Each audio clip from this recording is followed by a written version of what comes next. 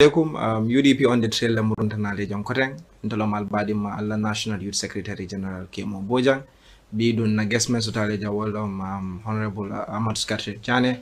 Administrative Secretary for Media and Communication, and Honorable Olidi Bawada, Deputy Senior Administrative Secretary. Natale jang kana nale na kacha katung albe alon komba UDP la Silver Jubilee wato le kono andum fana na manifesto anin na program ul fana paretale natanan kana wala wafal majag ntol dun konka menke lokun doron kana nale kacha ka fale ko UDP nyin ko wala soto nyanta mel dilalla alfanan always nale na program ul jibe alkalla feedback fana men dinna wakam fana kontan bake ala baraka bake. So mba kacha commence la doctor be tantula be jayla for coming here today for ko daron ko UDP la Silver Jubilee la sita ite mune soto iba mem fala ko woto ke mon be tentula bi kanyim programme min ke ja UDP on the trail fenno mu mi yalon tol min ka jude anin ka kumo min moy mo jamala programme lo mi yala ka mol karandile UDP lafta min kala UDP lodula ni UDP election win abe falingol min natila banko kan donc aketa nye sewoleti pour bi ni bina silambe ol kachal UDP a manke ko nyin pati ringolu wara manke ko pati kotengol pati lo mi yalon molle bije nyaton kolo min ye miro soto ye hamo soto ndung ya lodula soto pour ka banko samban sula tala dami wale atinna ngam kafuta nyokan na modol fango nati min yale manke UDP membalti bari expertise soto ye londo soto bunda jamal to bunda tang ani woro la ñom pour min yalo ni UDP gagner tambe wala dulal jibe la ma fali ngonat wala kafuta nyokan e la mirol ke nyokan na ke manifesto na dol fana da min ka 5 point agenda dula kuma lulu mi yalo ni UDP ye masakundata wala be kala kuma balti ni banko kan so aketa se woti ka afomole ko wo documental paretale lu ni wiko kono na party leader na nyaton ko a lawyer Ousainou Dabo aba on villa la ba bondi la banku mole le na long feng min bebe o kon bari nyimu kulati mi yalon wo bebe kala ni lo ko ngole kono ja bari dol kontanta kana jan ka ko kacha nyato lan safo bunda jamallum anin falin sifa min na jiki UDP ba kala na gagné taja abaraka andi ore ñu ngi gis ne UDP ñu ngi ci anniversary period mi nga xamne moy mark suñ Silver Jubilee yow as a senior administrative secretary of the party yow lan nga mëna wax ci suñu anniversary bi ak tamit also speaking on the basis ne suñ manifesto bi and what we have to offer to the Gambian people. Jërëjëf Kemo di nuyu ñep viewers yi 25th anniversary UDP is already a sign bohamne munge wone how far UDP has come and grown, evolved over time. In the past years, UDP has always been a party that was never on the defensive, because always yani a president or incumbent bohamne, you know, his target was on UDP. So legi ñu ñëw bi am 25 years romba hurdle bobu, and the next hurdle is now nekk ci government commitment yi ñu def yépp a contractual agreement yi am ak Gambian si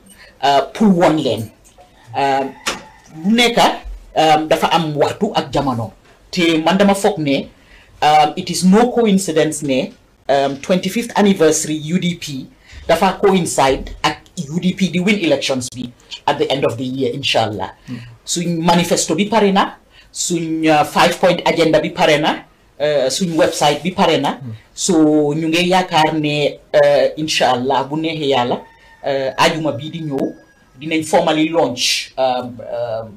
suñ message bi ak commitments yi ñu bëgg a def ak Gambian si. Waaye xam naa ne fu mu nekk nii liñ am ak liñ téye pour really change wee ci dëkk bi ak ni jamono bi mel léegi suñ kéné bi xamna né dina mucc because ñepp ñi liggéey ci biir UDP ku nekka ngi def fu sa doole nekka ku nekka ngi liggéey ku nekka ngi contribute kéné bi yépp benn kéné la so loolu rek is a demonstration of the fact ne yena perception yi am on UDP ci biti du lu nekk ci biir UDP so ñun fu mu nekk nii dañ countdown lañoo def rek waaye ñun pare nañ suñ commitment yi ñu bugga te yii moom lañu nit yi ñu doon waxtaanal ci dëkk bi di wax ne yii ñoo am njëriñ si ñoom am solo si ñoom so ñun loolu lañ bugg a concentrate on ne yéen lii ngeen ñu wax ne moom lañ war a def lii ngeen bugg a nguur def ñun pare nañoo def loolu. alright jërëjëf te tamit just pour yokk si rek parce que bu ñu waxee 25 years ñu bari nañu wax ne loolu time bu yàgg la but soo ko xoolee tamit for a party mi nga xam ne was more of a reactionary party to a certain happening within the country at the time nga xool fan la UDP dooree ak léegi fan lañ nekk I think it has been a very big impact or success mi nga xam ne ñun tam mën nañ koo celebrate overall di nga wax ne winuñ elections yu nga xam ne lañ ci doon party but the main aim bi nga xam ne la party bi taxawoon mooy pour génnee fii a military government ak a dictatorship we have succeeded in that te UDP play on a major part in that success by being a major stakeholder of the coalition government te in the past 25 years boo xoolee dama dee wax ne soo waxee opposition the reason lu tax Gambia nekkutoon a one party state majority was because of the United Democratic Party because ñoom ñoo fi nekkoon opposition mi nga xam ne was the biggest opposition te ñu ngi woon fii di def liggéey opposition mi nga xam ne lañu war a def nekkoon nañ fi watchdog for the government nekkoon nañ fi opposition bi nga xam ne mu ngi doon make sure ne elections were happening te tamit ñu ngi doon contest for elections election yi nga xam ne foogoon nañ tamit du free and fair UDP boycottoon nañ leen wonee ne ñun nanguwuñ ne dëkk suñ nangutoo nekkut si dëkk bi num nekk di doxee loolu tax na dinaa ñëw si beneen question bi parce que wax na affaire yi win elections Dr. Mbe Ñininkala ning ko election winning in 96 kana 2001 kan the amol photo jande na moy on media outlets hani IEC la chairman at the time ka foko UDP probably had won the election in 96 and 2001 bari because of threats to his life and his staff he will announce no even though we cannot corroborate it based on fact for fact lam for manke fact ite bi ite aje UDP la lo lam min tolti ite amira fonsa win no banding election on ngana when ko olibota min fola the countdown le kan ntol confidence otole ko UDP level win la this time bari mango confidence ta aya tinna nga singa mbulol ke nyoka confident nyawnya ben nakato beke kan le control dom labangol ka make sure mo mi yen support du nga kata foy register tani election du masite ta fay ka tu na man fay moma win follow bari njikita le ko na molu ye ya londe UDP lo dula be dami ya londe mine be at stake nim fali ngoketa UDP be bundal mimu be falina be nyato tamin nati la banko kan moli olon ne sani dumba katale ya lombake nin Adama Barrow mistake ta fatu taja moli adele kolya min be kerin sani wo kolya be lafa kula bira binala mol ko bira taje sanji folol iko falingo ketale atemanke ko ya jamme ala kuol koleata bara manke ko ya jamme bara kata nyami ni nga sanji lulu do dial ni me hakilta be tambila ya jamme kata ya jamme la molleta ibabal ya jamme la system volta aya copy amam fengol minnu wa ni nga sembo diala koteke ni me hakilta be dunna wala kon so UDP ya lonne ibe falingo minna ti la banko kan ndumbe otandi la banku mollale banku mol fana jele kolya min be kering du ya jele Adama Barrow kasilo minta nin continenta la min be boylanka UDP mol fana e tesitile mbe diamula mol mbe dunna dula beto ka je ko ni nyin carte fayo wato sita mo be na katunga kula soto mi ya long ni UDP man gagné mbele ba bata kalam talaje ya jele mburol dabe la fala moto kuwa be kolyari samana keta dulal be katinya duom fenne mi a sango sang abekela nga mira nin falingo keta wol dol be falingo manke doron ka fo president to botaje president donat mol la fitale i balunya e sonaya jate kende akuo ay sonaya loktano le soto sanin ba moy la dimbayal kolyami bije ni mol tata wulu saya be siare la fita wo be le dan dum UDP le plan soto pour ka o bondi bari ni ajo election dol fa ka fo UDP defeat le wo banko la ni mo soto nyata mi yalon dictator lom min nyanta tale campaign ye dol sorom ye dol bay ye dol fa ka compete wo kono a collateral so what hane percentage ring fon soto ya katal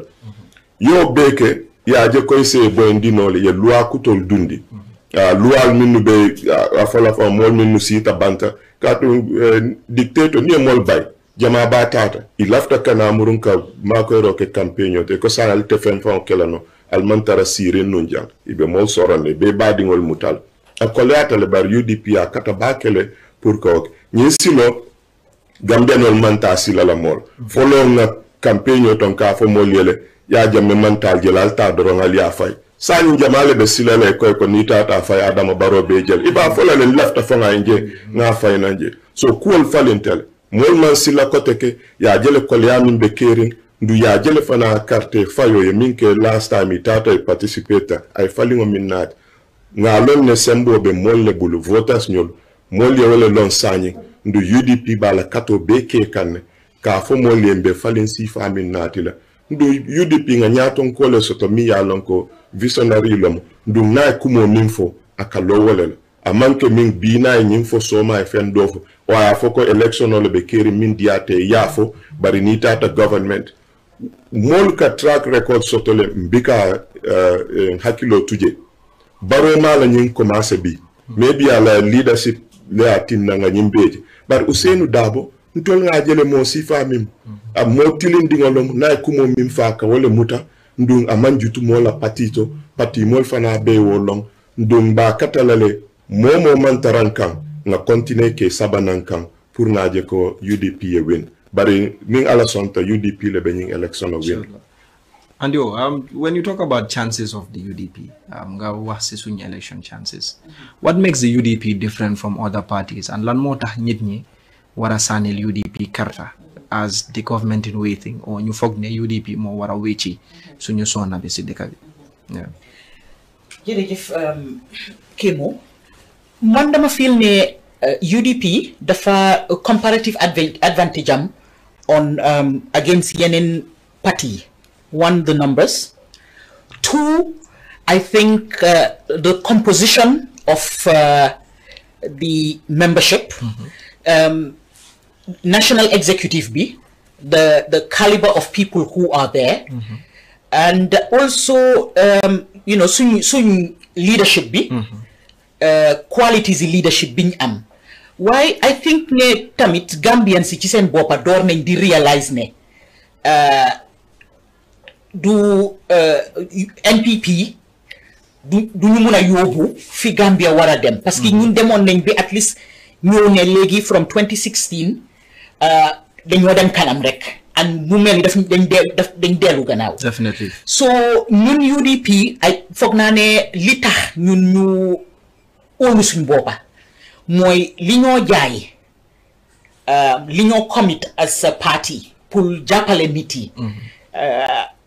nit yi seen boppa ñoo wax ne lii lañ bugga so ñu arrange bi am loolu. So my understanding it means the UDP is more of a grassroots te tamit suñu plans and policies dañu déglu nit yi ba pare ñu ñëw defar plans so it's more grassroots based. ñun dañ am structures very very solid structures at all levels all the way to ward level. The amount of xaalis biñ dugal pour invest in going round and into the most remotest areas in this country. ñun amuñ xaalis pour joxe dem di jënd anybody dañoo dem ne leen yéen lii ngeen ñu waxoon ñun lii lañ bugga kéene pour defar te suñ parti leader bi tam dafa bugga am legacy boo xam ne daf ko bugga bàyyi after su taamam jeexee su 10 years bi jeexee dafa am legacy bu mu bugga bàyyi. The former president was successful pour tarnish reputation ni party leader bi and ba tey Gambians yi dañ that stigma ba tey Gambians yi are using it so ñun fu mu nekk nii suñ duggee in December dinañ make sure ne ñi nga xam ne dañ amuñu woon yaakaaruñu ñu woon fooguñu woon ne dinañ ko def dinañ make sure ne ñooñu dinañ they eat their words parce que ñun bi ñoo dugga si sa bokk si parti bi ñoo fekkaleen foofu dafa am luñ bugg a offer te ñun buñ ko indee parti bi dafa ubbeeku ne ñu kaay leen ñun dañ bugg a liggéey ak yéen yëpp kaay leen ngeen ñoo wax ñu yéen lan lay seen xalaat parti bi nga xam ne dafaa déglu décision bi yëpp du ci parti leader bi waaye si executive bi te ñun suñ waree dugga into UDP into government am nañ suñ plan si ba pare am nañ suñ package ba pare am nañ suñ team ba pare ñun dañ pare ñun dupul ne dañoo xaar ba mu jot ñu soog a wax ne kan la ñoo def lii lan la ñoo def naka am nañ suñ package ñun dañoo dem rek dugga because lu nekk pare na waaye tamit ñu ngee gis ñu bari ñu bokkutoon UDP ñi nga xam ne ñu ngi toog ci fence bi ñi nga xam ne they are sort of like the silent members ñi nga xam ne undecided lañ they were already counted as undecided ñi nga xam ne boolewuñu woon sax UDP xam nga bokkuñu woon ci UDP xam nga parce que dañ gomoon ne UDP parti soose la ñooñu ngi soog a door di ñëw so di ñëw bokk si UDP di realize ne dëgga liñ dee wax si ñii du loolu parce que man tamit balaa ma doon bokka xalaat boobu laa amoon ba ma ñëw ba dugga ci biir so man dama foog ne nit yi ci seen boppa def nañ seen décision bi pare UDP xam nañ li ñoo dem pour offer te xam nañ ne am nañ nit yi ñoo xam ne dinañ provide those services to the people ñi bokka UDP ñi nekk ci executive ñoom yëpp understand nañ ne UDP as a government su duggee dafa nekk a party that is of service to the people, not the other way around. So ñun comme li ma wax rek it's a matter of time waaye ñun ñu doon liggéey towards lii so am na ñu nga xam ne dañoo xuloo di def lu nekk ñun ñu ngi noppi ñu ngi si biir executive bi ñu ngi am suñ committees yi ñu ngi am suñ sectors yi am nañ ni ñoo liggéeyee so ñun pare nañ pour dugga te am nañ suñ soxla yëpp pour dugga ci biir so it's just a matter of time. Comme ni noo ko waxee rek yaa ngi doon wax fii ne tarnishing of image. maa ngi remember maa ngi doon am a discussion with a friend. du supporter UDP but he's a very good friend, a close friend. so ñu ngi doon wax ma ne ko ne yow lan moo tax boo sànnil UDP carte ma ne ma seen paa bi dafa màgget. ma ne ko but màgget ma ne ko lan moo tax nga wax loolu ma ne ko te yow yaa ngi nii yow just few months ago yaa ngi jógee apply a visa to America. ma ne ko te dëkk boobu nga dem ñooñu gars seen président bi moo mag ñun suñ président bi ma ne ko te most of the presidents have been older people ma ne ko for me leadership really isn't based on age or nit ki noo xam ne la nuru or fu mu jógee or turam ma ne ko for me leadership is based on capability ak boromam lan la mën a offer ma ne ko this whole notion of old power or this whole notion of power ma ne ko we have been calling Ousainou Darboe old power even when he was 48 years ma ne ko because in 96 I remember ñit ñando we need Yaya we don't need old power that time he wasn't even up to 50 but because of the age difference ak competitor and we pushed and Yaya Jammeh and the AFRC through the media because time where the media was censored and controlled, they pushed that agenda. People have been calling him that. Better you accept but we haven't really sat and thought of it. Okay, ñun lu ñoo wax kii is he really capable or can he offer the Gambia people what they want? bu ma ko waxee loolu mu ne ma ne loo wax dëgg la de mu ne ma musuma koo xalaatee nii but so loolu lu moo xalaat wane mooy ne tamit ne ñun tam suñ nit ñi ñun ñi nga xam ne ñu ngi campagne just because nga foog ne bokkut si ñun warula tax ne nga ne doo waxtaan ak moom seet ndax di nga ko mën a andi we still ñun ñëpp lañ bëgg a am su sañoon si UDP everybody will be a UDP member and I think loolu sax dina ma yóbbu si next point bi docteur ni ko UDP iko na campaign samba menna what are we going to offer to the Gambian people? Talking about the sectors we are going to focus on, talking about the manifesto, Membi Nalanang, and the 5-point agenda. Because Nina Meng understand from the 5-point agenda is about UDP had derived from the manifesto itself. But now realize go Molta Silano is a 60-page document read. But at least near 5 major points but about focus areas people can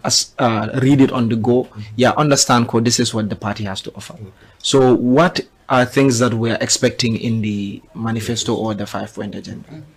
Well, ye kumomi fotenga kumayatele UDP ni aje parti jama ye la manifesto bondi la kabiring dol hani sanji fula command bare nsa nole nu tili killing for manifesto put together nga adi bari ko liya fanyami UDP la manifesto mol fango lafita minna nga wole gauge nga wole sumang nga na manifesto nyin dada dum pour ka dada nga committee le nati na min ya lo mol mu expert oti yela wato ta nga nyimin karol ke nga fengo beke fon nata fen soto mi yalong njikitale ko ay mol la hamo mol la miro reflect le mbe o bondi la bi dula tang ani worawla ay wele be cover bari ko nga fanya min man sakunda UDP man sakunda ta ala tilikeme folo nyindula lulo lebe kala minu kumayata bake domo youth empowerment, youth employment funding kel bundala UDP aje ko banko jang ali aje le funding kel siata katambi ndung batabe caring for dol kata bakwe molbe fala silo kan document create ibe ataya min grand place to katu man tadu la soto so problem jama bije ni man bunda yele funding kelie wo be kasotole so ngaje ko wala number 1 priority te pour UDP government ni man sakundata ba detail for later bunda do fana wala mu education ti karam bunda education and skills training pour ise mecho learning ise a londo nying soto ka nibe mako rokela amanke ka kodo di doron amanke ibe kodo le di la waranka molta dore dundi do kudula ñun mu fenneti mi ya long UDP la approach ka fo bi holistic ye fenol le be jube ya je ko dentale ite do wala man dowa so karandiro meci ningo womu bunda fulanjong do fana wala mu healthcare jati kende kombata fol jati kende musol la ko anin na loptano leta dol to bori tije ka la rango tije warang susulalu ye mo samba pour ka jara susulal ba kinna ala jio man janku courant bika soto je a nyama wol be mu problem du la dol bije be jamfaring loptano la ila silol mambeta so ngol be le jube bina fola detail manifesto kono mimbe kala pour ka faling banko kan wati saje online muso tata wulu hospital auto abantaje wo bije then bunda do fana wala mu digital economy aning wo mu bundalti ngajele momo be credit san na fang iba fola internet o slota jambakele ni be fen load la eta wati bala janne telephone and internet da koleata dula beti in the region so ngajele ufo falling na be falling na pura bala doku kelale molse internet won be related katun doku jama bije sani ikake internet le financial transactional minni ba kela abe kela through the internet so ni was slota formal bikela doku keno akuwa bunda do fana wala ma agriculture ti seno bundala seno jang atata le fo ika kene balje dulal to nita tan tol kombo dulal to gunjur nyolto isa kene balje mol mantara do kola katu ima incentive create fengo mimbe hamendi la pour yatara senola ite dingo tale kay ko ta senola ta agriculture fembije katu nata aje ko minnu be kataje wala katara koma bika fen soto minnu kata tubab du katu bunda tijang wal kefisa so sene bunda especially mechanized agriculture dundija wobijele ngabunda jelle fosani so youth education health agriculture technology technology training kelale ka make sure molie hansambe era minto hani be sandiro lebe fengo fenna a being is technology driven wolbe tarla bunda so tili keme follow that ñunu lebe kala UDP la priority ti du ngalo ne hadi wel fara ibani ñin don le address la ñola ka ni be healthcare kala education youth etc foye be address ñola te killing wale do tuje ha njikita ko nin tata fona bondi molie exactly mi muy detail lolu ba jala UDP la homework kele la do ko ken parce que yoka ci limo wax ñun UDP buñ toogee di xool naka la dëkk bi mel ñu réalise ne ak luñ mun di def fix suñ adresse human capital bi njëkka li ñoo bugg a def yëpp duñ si mun a am ndam oo gagné foog ñu adresse problème yi ndaw yi ñi nga xam ne ñu ngi leen a delloo si te amul benn mécanisme pour intégrer leen ci biir dëkk bi dimbale leen pour ñu start up so ñooñu xale yi dellu si waat ñu ngi xam nga the trauma of yoon biñ jël dem all the way to Europe ñu egga ba foofu di struggle pour am liggéey ñu jëlaat leen delloo si waat leen that gàcce that not being able to survive pour dellu si waat ñun dañ feel ne dafa important parce que li ñoo gis léegi mooy drugs yi dafa bari si dëkk bi ñu ngay gis xale yi toog di rey sax seen parents yi so du àndut ñoom seen sago yi xale yaa ngay jeexal school te mënuñoo am liggéey so ñun dañ bëgg a prepare that human capital moo tax ñu dooree ne dinañ def yëpp de ñu ngi am over 20 something sectors yu ñu adresse waaye dañ bëgg a wax Gambien si ne comme 2026 dinañ def li ñoo def yëpp duñ mun a def all those lu nekk ñu ñëw ne dinañ def lii dinañ leen defal lii dinañ leen defal lii dinañ continuer di def loolu waaye dañ bëgg a focus ne nañ build human capital bi njëkka then 2026 going forward then ñu start nag in the process ñu am the individuals yi nit yi are well established the situation livelihoods has improved the healthcare system has improved pour ñu mun a dëkk bi mun a dem kanam because nguur rek mënut a def te nguur sax warut a dugg sax ci yëfi business ak yooyu nguur liggéey mooy create environment bi so creating environment boobu mooy ne ñu jàppale support human capital bi make sure ne lu dem ci lekka lu dem ci wérgu yaram lu dem ci njàng lu dem ci ndaw yi ak tamit ne mënuñoo wax affaire yi liggéey yi ëllëg pour ndaw yi te indiwuñ si technology aduna si yëpp fu mu nekk ni technology is the key thing so ñun egganguñ foofu so mënuñoo strengthen ñoom seen skills yi ba pare dimbale leen te amuñ access to internet amuñ access to courant ak yooyu kon dëkk bi du mun a dem kanam so lu foofu lañ bugg a focus ba pare continuer di def yeneen yi so ñun looloy suñ xalaat as a UDP government parce que dañ foog ne foog ñu régler foofu njëkka before ñu mun a dem kanam ba pare ñu ngi bugg a encourage moo xaleel pour ñu dugga into agriculture so dañ bugg a ñu gis agriculture as a business rather than agriculture pour lekka rek so yooyu tamit liñ bugg a gis la skills training dafa fundamentally important pour UDP government because ñun dañ feel ne individual bu nekka dafa am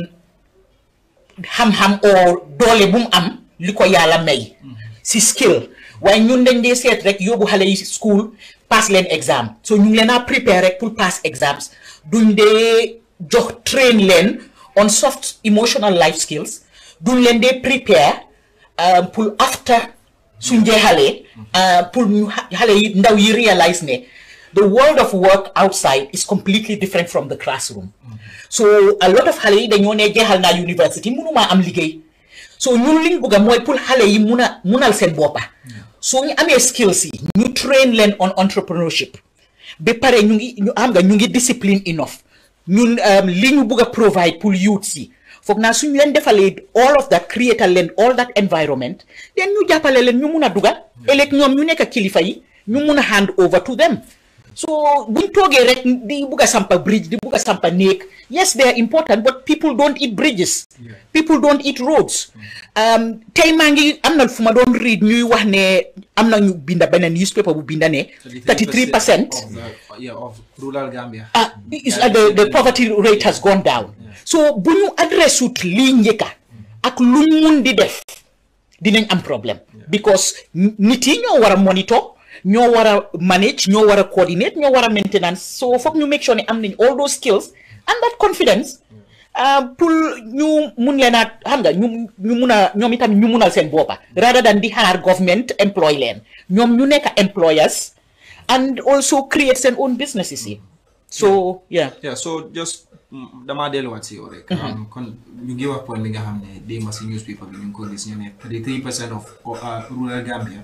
gaa dañ fall into the poverty. ñu dañ yokkaat. like the percentage of poverty has increased by 33%. Meaning ne ñooñu most of them dañ dee mën a am only 1 square meal a day. Are Gambians better off today than they were in the past or tey la gën a dëkk bi gën a dellu gannaaw? Tey la gën a miti. Tey la gën a miti parce que dundu bi dafa miti. ñëpp a ngi complain. soo demee si marché bi ñiy jaay sax ñu ngi complain. so loolu benn la dundu bi. ñaareel bi dafa tombé ak Covid bi ñëw. te ñun pare wuñu woon ñun amuñ facilities yi. pour handle Covid. ñu ngi manage rek sort of like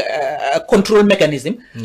because mënuñoo bàyyi rek Covid ñëw rek jël over everybody. waaye problème bi ñoo am. ci maternal mortality xale yu jigéen yi gaañu man suma toogee di gis every day ñu ngi binda di advertise on social media di ñaan the amount of GoFundMe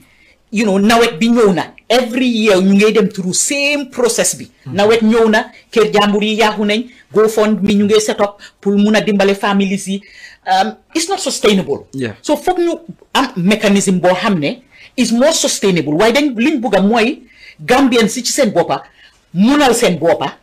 moo gën ci ñun daan ñu toog di yaakaar keneen ku leen may ak keneen ku leen defal ak keneen ku leen jàppale. Notwithstanding ñun suñu aada loolu la foog ñuy dimbale wante di jàppale wante loolu suñu society waaye tamit dañ bugg a Kumba ak Faatu munal seen boppa boo xam ne duñ yaakaar seen jëkkër duñ yaakaar nguur gi duñ yaakaar anybody. den ñu tamit ñu mun a liggéey ak ñoom su fekkee ne ñoom si mbéy bi lañ nekk ñu dimbale leen ñu expand ko at a large scale so ñu ngi bugg a zone dëkk yi region si ci biir dëkk bi boo xam ne dinañ am agriculture on one area, tourism on another region, fisheries on another region, horticulture, animal husbandry, and all of that. So suñ ko defee foog naa ne ñu dimbale communities yi pour start up loolu te fekk jàppale nañ leen gën a yóbbu ndaw yi ñu dugg ci areas yooyu start entrepreneurship from kindergarten pour ci xale yi instill loolu si ñoom ñun gis nañ in Europe xale yi dañoo defa am lemonade stands di jaay di dem jaayi cookies xam nga and all those things and mun nañoo def loolu fii si dëkk bi so ñun dañ bugga pour jàppale xale yi jàppale communities yi and then start the whole entrepreneurship from age 5 years and below and going up and so that they can all prepare themselves munal seen boppa so ñun loolu lañ bugg a def ci UDP loolooy suñu yaakaar doctor be fana ñinin kala naje newspaper safa kuno ko Gambia kono bi saka santola sateldo sidla keme tan sabaden safa be nata dum poverty la ko wala bata because wolu fon janning sang if they were okay or they were surviving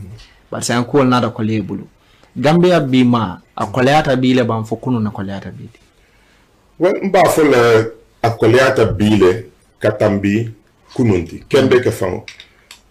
woman jari famo hani scientific study ke ni tata yaje bile ni wato kon roy tapala ko bondi $7 atata $10 dula jama du mo jama wala mi la balura mot ka ke da samo konto kati ko le sangue nyebe keje wara akara keje wara ya ponce and stuff so koleata but ni tata ko coastal area fana nye da koleata je fente fo na environment policy mam betia nka company na tuwo dulato min yale mantara je fo tinyaro la aninke la profit of untindi manke fo so ma nye da be koleala faman soto fo badal be tinyala tourisolte je yuslano wo fana doku tala mo lema min fanguma be problem ot enseignu be continue wala ko ngama sakundale soto mi yalon itolla priority mu mbe minekela pour nga murung je in a way mantara govern la itolla priority mu pour stay in power wala ñim problème o benade ka ñun man ke fenti mi yalon tenite da malekaje itol fa katale ko olia fo ñami silolu nin samana ta silol be ti ñamol katani sila dantandela susulalu MRC molia fo say comme malaria la rate be siar in the foitol fa ka fo kulo mi ala it's not sustainable before be jakal ay bulo fal so niaje wol be keta domoro da koleata funding ke lu be jikirin ko ni falingo keta be do ko so to la sanyi ne fa may fota do ko nin corruption on nata lao kan tilimbalia banku dolu jikita ko ba falingo keta sanyi ne nga sakunda so to je mi ya long abe priority falina banko binu je ko kumata be falin walna tasi ila poso kete kuati mi ya long wala kumayata banko la nyato tat ni la poso wala mi la priority ti wal man tala ka kodi bas pen pour musol ka je ni tata wulu wala ite bannaje wala priority te kala sama ni silolu jio ka kuntule mol bikatano pour iba address la nyame ibe minkela wala nga taria nga kordalo nga taria nga dingol kijana katu ni election ase kayem bondi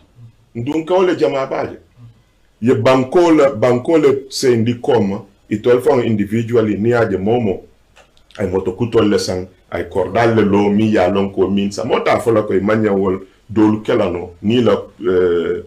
la joya si ni a adoku bari yete ta min doku wala wo bita koma ita fon bita nyata baro fon jibe abota korda min to anabe minto dena jibe banko be dami anabe dami sanyi abe minto no sanyi lulu kom fenkilin dorebe wala falandu wo manke man sakunda sa ko nin ko freedom index bije ka je ko ha newspaper la ni mol ka diamu ititale soron ye yapika mol ha bar wo manke fenti mi yalo man sakunda le adi ntolle be nga kelo ke gambia no be pour nga je nga osoto wo manke kibirland bar wo ko la fenti je nga mol nyinin kale ni minu ka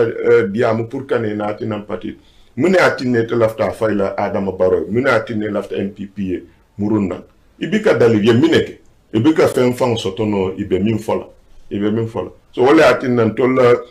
do ko akole atale bara sonata katu ngalonne nin tolla man sakunda sita be falingol minu natil nin ko leal minu be keri nye dabe koleare bada to sun kango be futala sate molla ibe funding kel fango mutala min yale ila do ko be minti wolom ka sun kan tala ka tinyaro tala ni UDP ye man sakunda ta iba make sure le environment ye ke priority kat wol be nyin agenda to le letam binawol be diamula eta dawde camera suntu kungola bije mol be tayal janila silol kan ni tata ko gunjur non to sate balu ni we sote katale ya bajondi nyokan fay siya yamal wo kay batriol kataraje fengol be kataraje be mol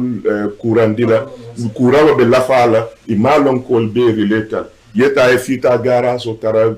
kolongo dal ibe tulol bonna fenketa mol maje ko wol kata wo be mu man sakundale mala do ko ibe tambila silo kanyadi ibe tayal malala ibe nyamol fayla dula beton na silabal tous mankeje sanne dula nota katambi ani for so be atandile ko gambian tata koma bakele bundal beto bundal kilingo min afisiata wo manke man sakundale wonatin so fonga kato beke ka kuol fale just never buy handsala kadon ning for example don funding kelle andom patila la don tolba lorim funding kelleji most of the time sakaning election men kananga tu ning fenkol sotolale conversations with civil society ning group dol andom katu mel fola wolom ha election violence anim ba korobla nyame but people don't understand ko the reason we have election violence is because young people are idle. Manfen soto madame mutala. there's no employment. So nimona rabi ayete jikindi $1,000 la ko if you go attack my competitor or my opponent or yeta la ballot box or sunya or efenke mbejo la $1,000 la gather 50 boys home 50,000 B Gambia funding kill yamuna sote ba memu tala me alon ko abodile atije. And if we want to, the reason why developed countries don't have these things is because they have welfare. The la mansakunda ka welfare ke jirani kudo ntolo Gambia monsoto andu niaji be employment nyal sort la damen the employability julbru for example like funding ke jelle employ non jang mansakunda wulta lunkile ndora atina julbru soranda. All of those young people are idle today. Yaji be the other avenues me anko employment basota kan nunje. And even people having cash in hand, because no matter how much ikejo wala, but ni marse kuol fanan koleata, ita fanan buka na fensoto no hanika kodo mensoto, dependency fanan nata siya mulkang. Nyimbe ati na kolea nata la fanan. Andung mbala fila kal fanan na opinion get, especially anti omadore yo. Dekabite yo langa fok mwone kadi go wrong, and yo langa fok nela UDP di johe when we come into government. Lena, the present government be agreement you amon at niti defun ko moneka social contract wow bena CRC bi doxut def nañ ko be pare mu ngi nonu ñu tek ré nañ ko then you have the security sector reforms buñ ko address on buñ ko sort on out duñ talk sa di waxtaan tey about election violence bi war a ñëw because waroon na ko address ba pare ñu ngi am land commission bi dara egali wuñ ko ñu ngi am public sector reforms bi dara defuñ dara so Jane commission bi was not implemented recommendations li fi Faraba commission bi so ñun li tax sax ñu ne dañoo focus on 5 priority areas yoyu. One, more because to curb challenges yi ñoo experience legi comme li nga wax ci ndaw yi. Second one bi duñ mëna def yépp because buñ duggé xam nañ ne yi current government bi warona def defuñ ko ñun fokk ñu égali ko so ñun suñ duggé dinañ ekati wat the constitution make sure ne demat na parliament pour mu mëna dem through as is lolu mom it's a ñu ko am ci suñu action plan bi then tamit yenen commission yi start egali wuñ ñu buga def lolu so li current government bi warona def te defuñ ko ñun suñ duggé bena dañoo def an audit on the entire civil service and then identify and then also reforms pour civil service bi yooyu so ñun liñ bëgg a def mooy égali loolu li nga xam ne defuñ ko ba pare tamit suñ 5 point agenda bi so foog ñu liggéey bu bari ba pare xamuñ sax the depth of li ñoo fekki foofu ci mu jëm ci lan moo nekk ci suñ central bank bi ñaata des ci xaalis budget si a lot of things yi xew fu mu nekk nii yi ñoo war a lijanti ak li ñoo war a defar pour mu mun a jàppale ñun suñ agenda bi dem kanam lu bari la te suñ duggee fokk ñu def loolu yëpp fokk ñu def moom yi munutoona di government bi munutoona def ba pare ñu nit ñu continuer di build the human capacity pour gaa yi mun a dellu waat dugga ci biir government bi loolu is very very important te ñun dugal nañ ko ci suñ plan bi ba pare pour dem kanam disappointment biñ am man disappointment bi ma am mooy xëy na ci njëlbeen bi after Yaya Jammeh yaakaar bi dafa ñun yëpp Gambians ñun yëpp dañuy yaakaaroon ne lii magic bullet la réalise uñ tamit ne individual si tamit suñ duggee ku nekk interest am laa seet dañ war a weesu ku nekk di seet man pour man rek buñ dooree di change suñ xalaat di make sure ne pour yëpp la pour gox yi na ku nekk liggéey bokka nekk benn te loolu foog leadership bi nga mun a lead by example so one dinañ lead by example beneen bi dinañ also make it very clear ne ñun we are going to be of service to the people ba pare make clear ne ñun dañ bëgg a improve the lives and livelihoods of Gambians. So te loolu dafa mean ne the whole li encompass human capital loolooy suñ focus. So ñun 5 years yi loolu lañ bëgg a ñëw def si te xam nañ ne tamit elections a am next year pour local government bi. So liggéey bi bari na and yu bari defuñ ko ñu ngi nii ba tey ñu ngi am problème yi courant dañ foogoon ne dinañ ko adresse na ñu ngi am problème yi ndox ñu ngi am problème yi health care services yi doo mun a understand daal because man tey suma feebaree bu ma damaa ne bu leen ma yóbbu lopitaan bàyyi leen ma faju suma kër waaw because facilities yi nekkuñ fa te suma fa demee damaa dem jëndi suma bagage yi yóbbuwaale ko lopitaan so I might as well jënd suma bagage yi nekk suma kër suma xamee naka lañ koo administrer di discuss ak suma docteur waaye su tooloo foofu ba nit yi man gis naa ay nit yu wax ne sax ne ñoom dañ ragala sax biir te ñu ngi sëy because dañ ragala dee so loolu yëpp foog ñu build that confidence bi ak trust yi nit yi so ñun loolu lañ because human capital challenge bi dara doxut fii and not just on that but even on the infrastructure tamit dara doxut fii so naka la économie bi di demee kanam te yii yëpp réglé wuñ so there is a lot of disappointment but maybe because our expectations were too high so ñun faskee nii nañ ne yooyu yëpp dinañ ko réglé and loolu lañ bugg a def as UDP and bugg a assure Gambians yëpp ne ñun loolu lañ bugg a def dem kanam. Doctor, I found a lady in Canada, Banco Mbaki, di whole monster from Lincoln Basiri, more Fabian and Progol and the Banco Can, Momalong, Male, Abindi, Molmalong, Akitania, Dile, Momanku, Moyekoteng, fertilizer Fanana, Menyan the Talan na Fama Solia, or Fanantata Dum Bulu Konekwe Basamba Kamali Tate Mota. Na jeko crime rate fanamba increase rim back na jeko there's no control, there's no law and order. In fact, most afuno ko Gambia is an anarchist state at the moment because moment authority respect moment who fenge Gambia ite amira munem problem with and the rise in corruption as well. And corruption of fanamba every single day. They come zero tolerance policy for corruption and zero tolerance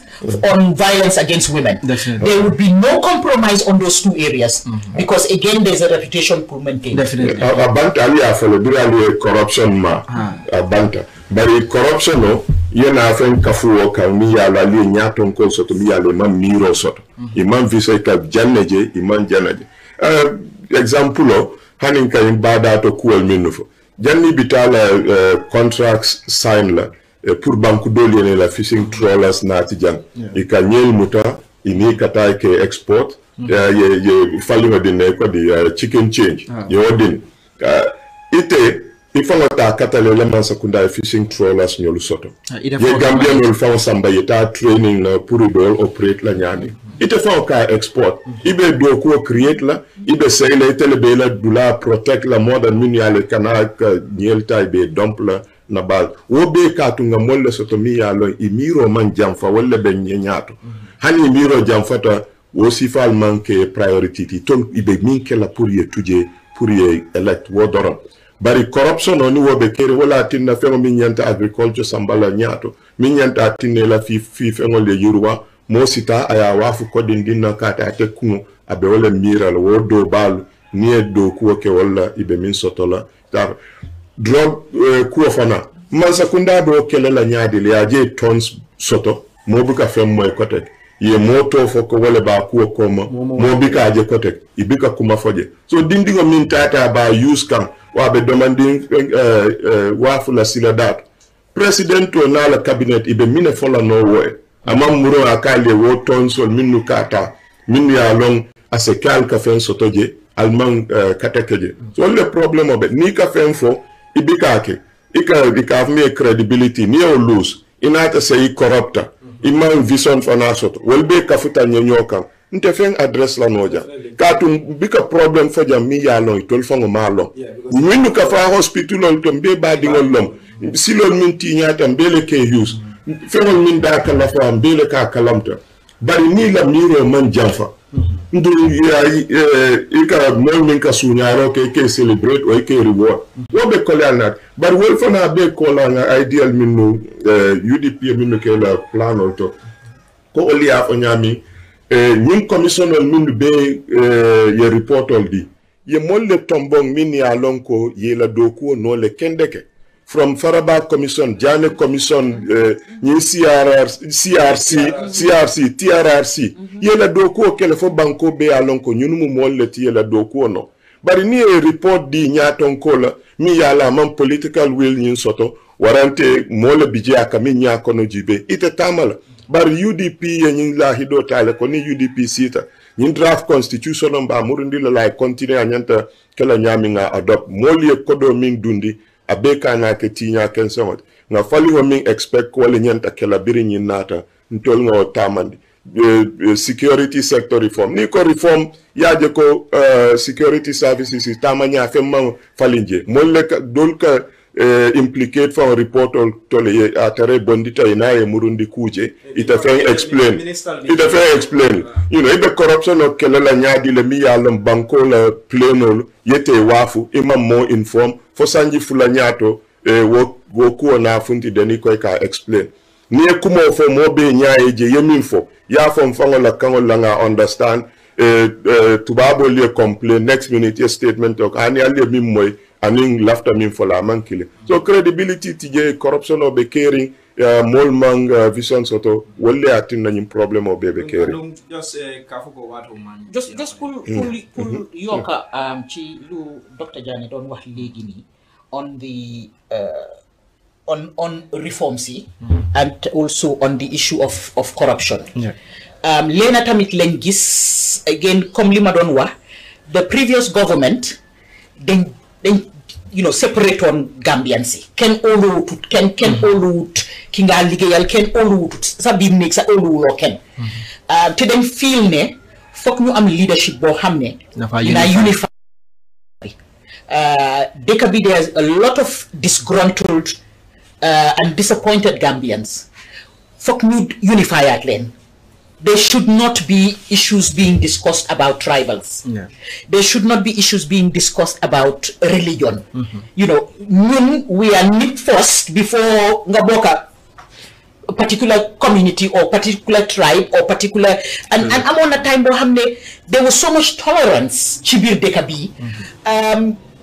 You know, people were intermarrying, people were engaging. While legi fu nek ni dama feel ne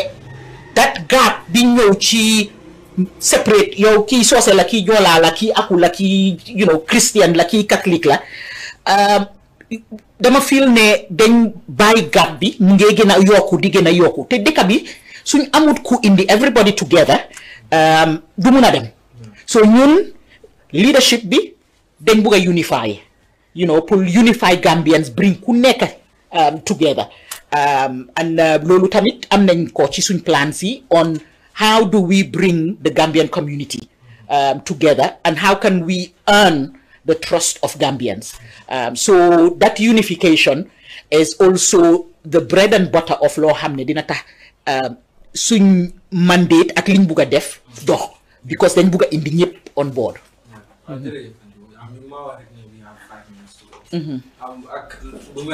Corruption, I think it's also important because a lot of times when you talk about corruption, people fail to understand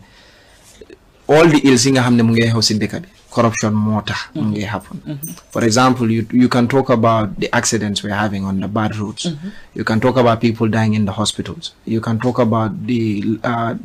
purity or of Newton health or our life. So holy. The reason why suñ yoon yi bon accident yi di bari mooy because xaalis bu waroon a dugal pour defar yoon bi dañ ko dog ñu dugal ko feneen moo tax tey Gambia ba tey ñu ngi complain about bad roads so waxee about tey ne saaku maalo yi yokku nañ ak yooyu noonu ñaata saaku maalo moo dee ñëw fii as aid from Japan or from Taiwan or other countries we've seen government officials ñu ko jaay nit ñi te ni nga xam ne dañ fa dee bind sa on the back not for sale te su nekkee sax da nga ne da ngaa jaay loolu pour subsidy o da nga subsidize xaalis boobu fan la dee dugg consolidated revenue fund buñ dee wax anamu fan la naka lañ ko dee manager as a country tey ñu ngi gis how men suñ ministries yi ak how they are involved in corruption 35 million bi fii wax nañ ko fi $700 million ñu ne government xaalis bi government lañ ko waroon a jox ñu ne government bi amul benn account mi nga xam ne xaalis bi waroon na faa dugal ba dañ ko waroon a dugal in a foundation mi nga xam ne facility bi moo ko moom ñu dugal fa xaalis bi loolu yëpp ñun tey ñun ay Gambian lañ especially man suma generation dama ko dee all the time probably yéen you are part of the older generation ñun suñ generation we have at least 50 years to go ak all the wrongs yi nga xam ne mu ngi happen fii ñun tey suñ taxawtee ñun ñu fix ko ñun la moo affect ak suñ doom so man loolu laa dee wax ndaw ñi all the time ne it's up to us pour ñu jël a responsibility ñu make sure ne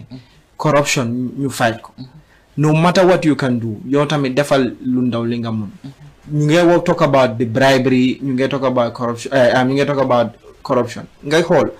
yaagut gisoon nañ fi benn boy xale mu rey nit on the highway because dañ doon speed boy bi amut woon license lu tax police yi bàyyi ko because fay police yi mutul dara police bi jaral na ko mu bàyyi la nga jox ko benn 200 because mutul dara moom mu ngi xalaat ne ñu maa fay $4,000 yi su ma jënee saaku maalo 1,500 ma fay pass every day $10 yi ma war a fay luwaas lan moo maa desee su ma xale yi seen school fii ñëwut ak yeneen yi so yii yëpp foog ñu address corruption suñu address with corruption the country du mun a move forward so I also revisit the pay scale of the public servants as well. So because lu tax sama wax loolu mooy ne xaalis bi nga xam ne daf dee leak loolu mënoon naa dem si pay scale bi mën nañoo reform the civil service ñu seet ñi nga xam ne ñoo fa war a nekk ñu des fa ñi nga xam ne they are not qualified ñu xool naka la ñoo trainer gars jox leen necessary skills ñu mën nañoo venture into something else on that note rek dinaa leen laajte seen final words doctor naa start niite ak dati yela final words di jani mbol well be min dila wolom ko banko ni banku mol jikila teta bakele katun during ya jamme botaja mo jamale kumbota kontano kamala ka je ko sani bina gambia kutole sotolo mo fal mo yemangol wol bebe bola bari mbe mansakunda sotolo mi yalong ka baluo sona yandi wala be kala kumayala ay katambi fengo bele bari kuol keta nyami nyin sanji lulo kon na jele ko banko murunta komale dula bedu biring baluo dala kolea loptanol buka boru soto molbe fala je ko ngani fendol minnu befo wol bije wo fana kola mansakunda sartol minnu ta ko be kuol minnu falinna pour se mansakunda do soto ay lojan ka banko sambanyata wol hani fem manke nata sey mansakunda mi ya longa kato beke pour ka ya jamena la système o bondi jang sani nga bikol ya jamme kola fengo min be tu jang fin almost a be wala bi jang ala former minister le cabinet fandi ni tat hana la chief of protocol wala mbaro former chief of protocol to be you know ya je femman fali hanim bi ka kodol mi use ika ya jammele je ijama babal dulal dol ay tola July 22nd coup d'état ñin hani bi tol bije man sakunda ma wal fon be falendino victime la ko baro hani sinya killing amassing lo victim center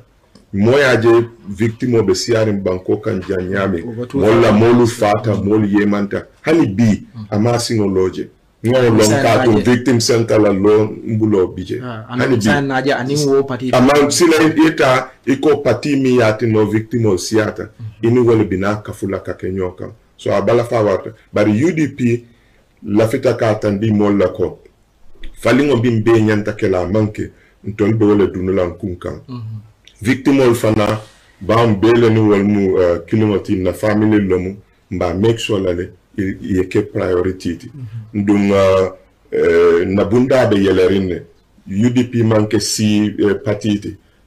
jang dobi je sa mira momu sido ti fanga manke woti kon tongo wani fengol be na kuol be dunta nyokonol ntela musu walti mfamu hausan kota bota serelion abamu fuloti min bota basse atafon wuluta kosemar so jama balle be fenkete mama mun christian ta kata muslim ti ndafa mu immigrant jana tronte immigrantol kelala no nte damal Christian Muslim mandinka ate kelano so UDP laftol le be bondilan dunga nyaton ko le soto mi yalong njikita kwa dole kela banko bita nyato jikol min be ti nyata mba make sure la no cool tamand some final words for jerejef Kemo suma final words moy pour appeal to all Gambians nekkuñ di wax rek waxi politique UDP K-name is very very pure ñun ñëwuñ pour dugga si nguur pour jël suñ mënuta defal Gambian bi duñ jël ci Gambian bi so ñi nga xam ne ñu ngi undecided ñi nga xam ne ñu ngi support yeneen political parties ñi nga xam ne first time voters lañ ñu ngi appeal ci ñoom pour ñu bokk ci UDP ñu votal UDP ñu support UDP li tax may wax loolu mooy ñun dañ ñëw pour defar ñu ñëwuñ pour yaaxa ñëwuñ pour xaajaale so bugga naa ko wax tamit so maa ngi oo ñëpp pour ñu jàppale ñu bugga naa ko wax ci English ak ci aku so you know mi Creole fambul dem I dey call on una we know say there's a lot of undecided voters we dey wait and see but I dey take God beg una make una come join UDP make una come vote for UDP because I dey tell una true say we not come for play we not come for take couple we not come for make we safe we come for make this country back because wetin we see say they happen at this country it dey affect we all and me I don't want all and not get anything for me this country no get any social safety nets for Gambians just like you were saying the youths I mean there's no welfare the part of especially the fourth of the fifth 5-point agenda they look at public health security and social protection and that na for we granny them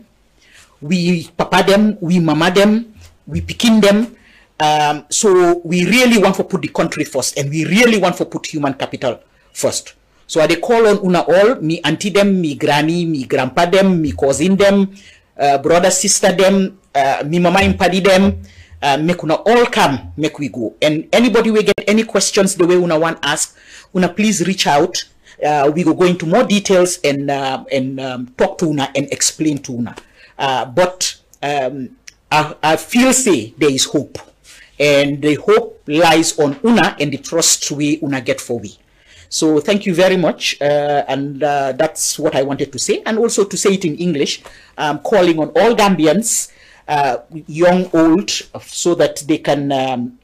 support UDP, vote for UDP, and give us a chance to be able to, for us to be able to put our money where our mouth is, because we really are committed and we want to leave a legacy where for generations yet unborn, they will say it was when UDP came in that things started to change and improve our lives and our livelihoods. So thank you very much. Thank you very much. Dr. Skatri for joining us. Ndolom alla UDP on the trail kotenke. Natale nala kachata nanna planol fali nanna policy fali lafta men offer to the Gambian people.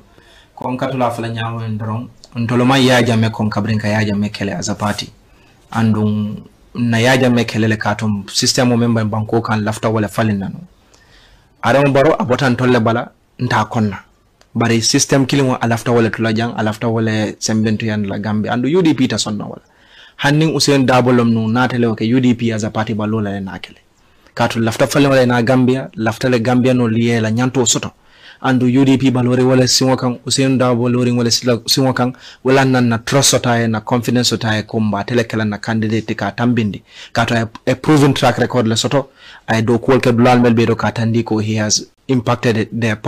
positively On that note, mba mobe tentula, mba mobe jahila, alien jibe menna, mba falale ko lata ko nadi alla carte di UDP la, wala UDP wa fale masawana na Gambia mbi lafta falama menjala. Ala baraka bake, al nal badi malum, alla National Youth Secretary